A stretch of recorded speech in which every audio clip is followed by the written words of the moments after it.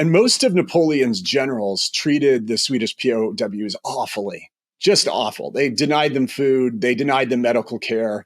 They allowed them to be tortured by French troops. I mean, it was a bad, bad, bad scene in those POW camps.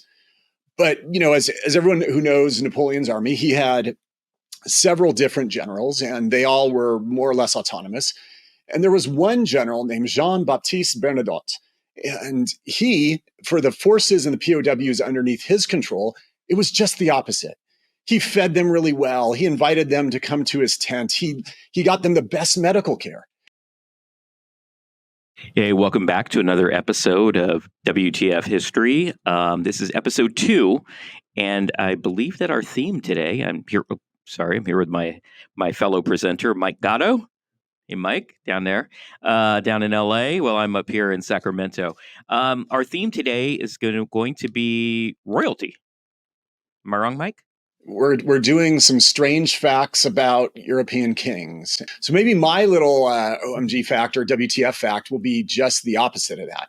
And I'm going to start with some context so that everyone can understand where this is going too.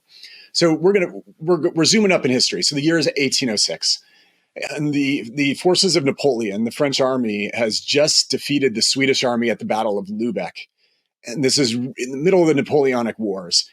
And the French army have captured all of these Swedish POWs, just tons and tons, thousands of them. And most of Napoleon's generals treated the Swedish POWs awfully, just awful. They denied them food. They denied them medical care. They allowed them to be tortured by French troops. I mean, it was a bad, bad, bad scene in those POW camps. But, as everyone who knows Napoleon's army, he had several different generals, and they all were more or less autonomous. And there was one general named Jean-Baptiste Bernadotte. And he, for the forces and the POWs underneath his control, it was just the opposite. He fed them really well. He invited them to come to his tent. He got them the best medical care. And the French at the time were, very powerful nation. They had great medical care. He took care of all the Swedish POWs, took care of them very, very well. And Bernadotte, of course, was a very interesting figure. He was the son of a district attorney from the border between Spain and France. He grew up lower middle class. He became a war hero. He defeated the Austrians at a very landmark battle, despite being outnumbered 3-1. And he was promoted to field marshal by Napoleon. So among the wounded, zoom forward to 1806, among the wounded at this POW camp in awful conditions was a junior officer named Karl Murner. Okay, so everyone should remember that name, Karl Murner.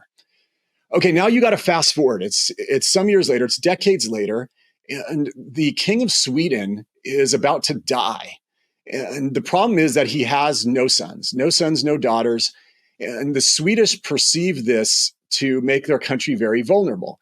They were worried that some, cousin of the king from Denmark or Norway or even England would come and take over Sweden, and they'd cease to become an independent entity. So the Swedish parliament debates for months, who should we name as king? They've got the power to name the king. And they're very concerned about the Norwegians coming in, and the Danes particularly, and no nominee could achieve consensus. It was an absolute disaster. The feeble king is dying. There's no heir. The Danish armies are already, massing at the borders and everything like that. And then one member of parliament makes a crazy motion. He says, let's make a obscure French general the king of Sweden. And he says, well, this guy, he's close to Napoleon. He's close to France, which is the superpower of the day. He's a great military leader. He's willing to convert to Lutheranism. And he's a really good guy. Let's make General Jean Bernadotte King of Sweden. And everyone says, this is crazy. This is crazy. This is nuts. This is stupid. This is crazy. They debate it for months and months. But at some point, this motion to make Jean Bernadotte the King of Sweden passes. And by the way, the person who introduced the legislation was a retired soldier named Karl Murner. He was one of the POWs that Jean Bernadotte had treated kindly during the Battle of Lubeck. And Jean Bernadotte becomes King of Sweden. The son of a district attorney from the border of Spain and France, grew up lower middle class. And would you believe that his family still holds the Swedish throne to this day? No. The current king of Sweden is Jean Bernadotte's great grandson. And you've got this obscure Spanish French family. And by the way, they're dark. They're as dark as David or me. And they're the kings and queens of Sweden, of all places. So the moral of the story, right, is be nice to people. Oh my God, so true. So you true. never know what can happen. I mean, when he's taking care of these POWs in 1806, and they're all starving and stuff, and he invites this young lieutenant in his tent, and he's like, hey, have some food, you get taken care of, everything like that. Decades later, this lieutenant had run for Parliament of Sweden and made the motion to make him the king of Sweden. I mean, ennobling this guy's family for generations, and they're still the kings and queens of Sweden. Dude, that is a great story, and it is a great lesson that I have learned the hard way in politics. Is in a world like this, right? In a political world, you need to be nice to everybody because everyone always pops up again somewhere. And this is that was a good story. I really appreciated that. That was good. That's a good lesson. That it really is. Well, if you like the show, please let us know in the comments. And again, we would love it if you would go to the comments and just let us know, who do you think had the story which made you say, what the you could say it because one of us was so full of errors, likely me.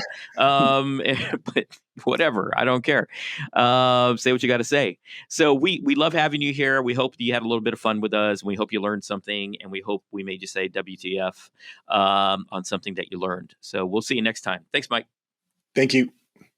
Hey, if you like what you hear, like and subscribe. It really means a lot, and we would love to have you coming back every week. Thank you.